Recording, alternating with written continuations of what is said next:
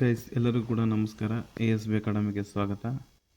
ನೋಡಿ ಗೈಸ್, ನಾನು ಈ ವಿಡಿಯೋದಲ್ಲಿ ಹೇಳ್ತಾ ಇದ್ದೀನಿ ಏನಂತಂದರೆ, ನೀವೇನಾದರೂ ಕರ್ನಾಟಕ ಅರಣ್ಯ ಇಲಾಖೆಯಲ್ಲಿ ನೀವೇನಾದ್ರು ಕೆಲಸ ಮಾಡಬೇಕಂತಂದರೆ ನಿಮಗೆ ಒಂದು ಖುಷಿ ವಿಚಾರ.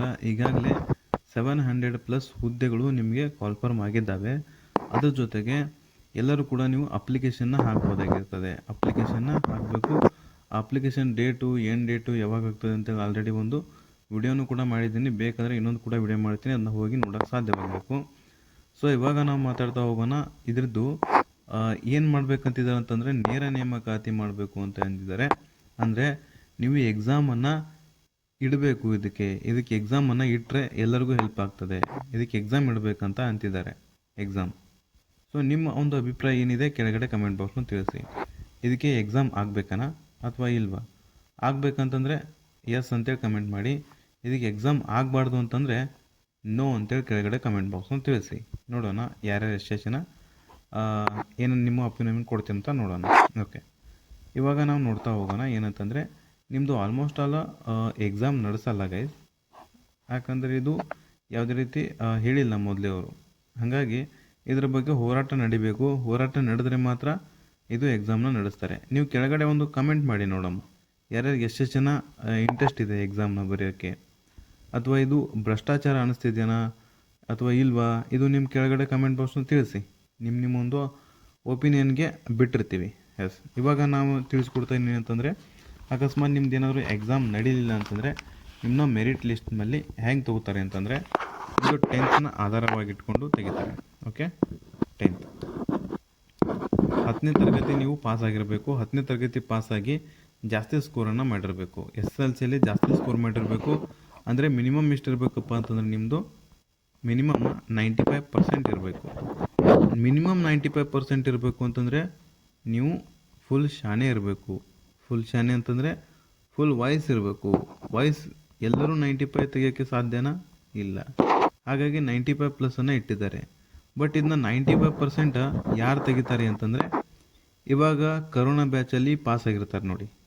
ಇವಾಗ ಕರೋನಾ ಬ್ಯಾಚಲ್ಲಿ COVID-19 ಪಾಸ್ ಆಗಿರ್ತಾರೆ ನೋಡಿ, ಅವ್ರು ಮಾತ್ರ 95+ ತೆಗಿಯೋಕ್ಕೆ ಸಾಧ್ಯವಾಗಿರ್ತದೆ. ಸೊ ಈ ಜಾಬ್ ಸಿಗೋದು ಯಾರಿಗೆ ಅಂತಂದರೆ, ಮೇನ್ ಈ ಜಾಬ್ ಸಿಗೋದು ಯಾರಿಗೆ ಅಂತಂದರೆ ಕೋವಿಡ್ ಬ್ಯಾಚ್ SSLC ಬ್ಯಾಚ್ ಅವ್ರಿಗೆ ಸಿಗ್ತದೆ.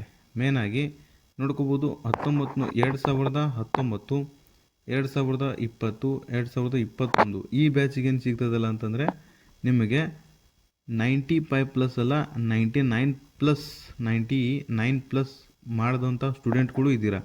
ಹಾಗಾಗಿ ಈ ಒಂದು ಜಾಬ್ ಯಾರಿಗೆ ಸಿಗ್ತದೆ ಅಂತ ಹೇಳಿದಾಗ, ಆರಾಮಾಗಿ ಯಾರಿಗೆ ಸಿಗ್ತದೆ? ಕೋವಿಡ್ ಬ್ಯಾಚ್ ಇದ್ದಂತಹ ಅಭ್ಯರ್ಥಿಗಳಿಗೆ, ವಿದ್ಯಾರ್ಥಿಗಳಿಗೆ ಸಿಗ್ತದೆ ಅಂತಲೇ ಹೇಳ್ಬೋದು. ಕೋವಿಡ್ ವಿದ್ಯಾರ್ಥಿಗಳು ಎಚ್ಚೆತ್ತುಕೊಳ್ಳಿ, ಇದು ನಿಮಗೆ ಗೋಲ್ಡನ್ ಆಪರ್ಚುನಿಟಿ. ಇದು ಬಿಟ್ಟರೆ ನಿಮಗೆ ಮತ್ತೆ ಯಾವುದು ಸಿಗಂಗಿಲ್ಲ. ಇನ್ನು ಎಲ್ಲ ಎಕ್ಸಾಮನ್ನು ನಡೆಸ್ತಾರೆ. ಇನ್ನು ನಿಮಗೆ ಜಾಸ್ತಿ ಇಯರ್ಗಳು ಸಿಗಲ್ಲ. ಇದು ನಿಮಗೆ ಲಾಸ್ಟ್ ಇಯರ್ ಅಂತ ಅಂದ್ಕೊಳ್ಳಿ. ಇದು ನಿಮಗೆ ಹೇಳಕ್ಕೆ ಬರಲ್ಲ. ಎಕ್ಸಾಮ್ ಆದರೂ ಆಗ್ಬೋದು, ಭಾಳಷ್ಟು ಹೋರಾಟಗಳು ನಡೆದ್ರೆ. ಅಕಸ್ಮಾತ್ ಆಗಲಿಲ್ಲ ಅಂದರೆ ಕೋವಿಡ್ ವಿದ್ಯಾರ್ಥಿಗಳಿಗೆ ಇದು ಏನಂತಂದರೆ ವರದಾನ. ಇದೊಂದು ಗೋಲ್ಡನ್ ಆಪರ್ಚುನಿಟಿ. ಯಾಕಂದರೆ 95+ ಇದ್ದವ್ರದ್ದು ಮಾತ್ರ ಇಲ್ಲಿ ಜಾಬ್ ಆಗ್ತದೆ. ಹಾಗಿದ್ರೆ ನಿಮಗೆ ಕ್ಯಾಟಗರಿ ವೈಸ್ ಇವಾಗ ನಾನು ಹೇಳ್ತಾ ಹೋಗಲ್ಲ, ಅದನ್ನು ನೆಕ್ಸ್ಟ್ ವೀಡಿಯೋದಲ್ಲಿ ಹೇಳ್ತೀನಿ. ಆ ನೆಕ್ಸ್ಟ್ ವೀಡಿಯೋ ನಿಮ್ಗೆ ಏನಾದ್ರು ಬೇಕಾಗಿತ್ತು ಅಂದರೆ ಸಬ್ಸ್ಕ್ರೈಬ್ ಮಾಡಿ ಇಟ್ಕೊಂಡಿರಿ. ನಾನು ನೆಕ್ಸ್ಟ್ ವೀಡಿಯೋ ಹಾಕಿದಾಗ ಇನ್ನೊಂದು 2-3 ದಿನ ಬಿಟ್ಟು ಹಾಕ್ತೀನಿ. ಅಲ್ಲಿ ನಿಮಗೆ ನೋಟಿಫಿಕೇಷನ್ ಬರ್ತದೆ, ಆವಾಗ ನಿಮ್ಗೆ ಗೊತ್ತಾಗುತ್ತೆ. ಕ್ಯಾಟಗರಿ ವೈಸ್ನ ಮುಂದೆ ಮಾಡ್ತಾ ಹೋಗ್ತೀನಿ ನಾನು.